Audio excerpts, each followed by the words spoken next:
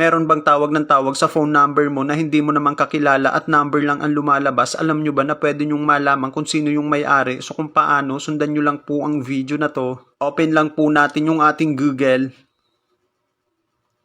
Dito ay search lang po natin itong Find My Account. After natin na ma-search ay itap lang po natin itong unang lalabas na forgot password.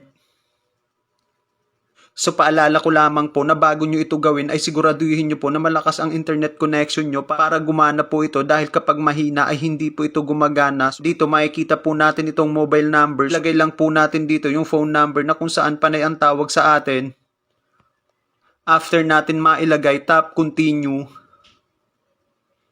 And then dito makikita na po natin yung result kung kanino po nakaregister yung phone number na yan. Sa ganitong paraan ay malalaman nyo kung ano yung pangalan ng may-ari ng tumatawag na number sa inyo. So that's it guys. So sana may natutunan, follow and share.